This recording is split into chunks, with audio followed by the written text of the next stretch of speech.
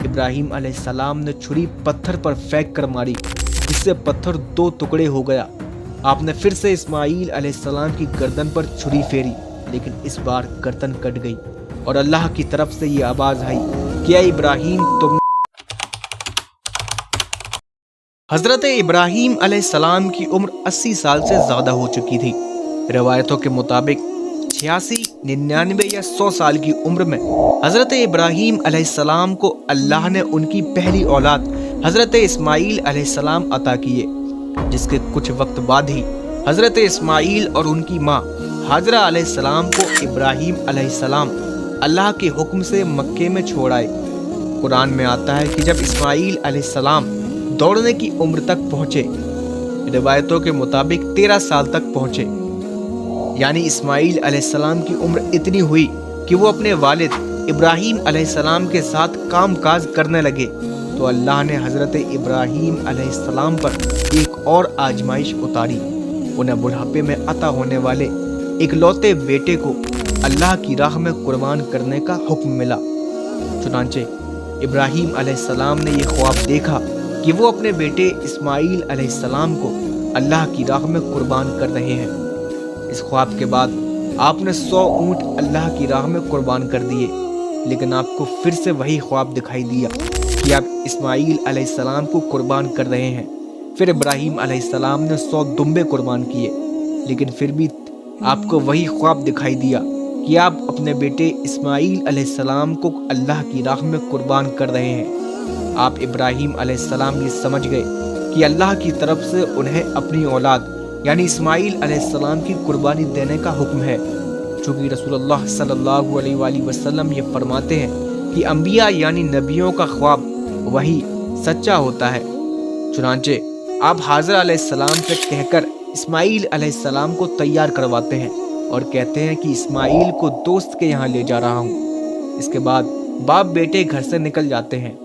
روایت ہے کہ شیطان انسان کی شکل میں حاضرہ علیہ السلام کے پاس آ کر کہتا ہے کہ آپ کو پتہ ہے ابراہیم اسماعیل کو کہاں لے گئے ہیں؟ حاضرہ علیہ السلام نے کہا وہ تو دوست کے پاس لے گئے ہیں۔ شیطان نے کہا نہیں، وہ تو اسماعیل کو قربان کرنے کے لیے لے گئے ہیں۔ حاضرہ علیہ السلام نے کہا بھلا کوئی باپ اپنے بیٹے کی قربانی کیسے دے سکتا ہے؟ اور اسماعیل تو اتنے بڑھاپے میں پیدا ہوئے ہیں، بھلا یہ کیسے ہو سکتا ہے کہ ابراہیم اسماعیل کی قربانی دے دیں؟ تو شیطان نے کہا انہیں اللہ کی طرف سے حکم ہوا ہے کہ وہ اللہ کی راہ میں اسماعیل کو قربان کریں۔ پھر یہ سن کر حاضرہ علیہ السلام کہتی ہیں کہ اگر حکم اللہ کی طرف سے ہے تو شیطان معلوم ہوتا ہے جو بھڑکانے کے لیے آیا ہے۔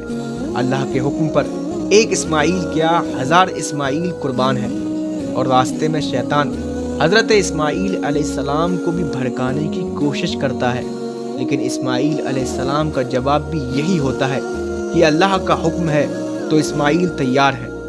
پھر حضرت ابراہیم علیہ السلام اسماعیل علیہ السلام کو خواب کا واقعہ بتاتے ہیں، جسے سن کر اسماعیل علیہ السلام یہ کہتے ہیں کہ ابا، جو آپ کو حکم ہوا ہے آپ وہی کیجئے، اللہ نے چاہا تو آپ مجھے صبر کرنے والوں میں پائیں گے۔ جس کے بعد ابراہیم علیہ السلام نے اسماعیل علیہ السلام کو لٹا دیا اور آنکھوں پر پٹی باندھ لی تاکہ چھری چلاتے وقت بیٹے کا چہرہ سامنے نہ آئے۔ آپ نے اسماعیل علیہ السلام کی گردن پر چھری چلانا شروع کیا، لیکن کچھ کٹ نہ سکا۔ آپ نے پھر سے کوشش کی، پھر بھی کچھ نہ کٹ سکا۔ ابراہیم علیہ السلام نے چھری پتھر پر پھینک کر ماری، جس سے پتھر 2 ٹکڑے ہو گیا۔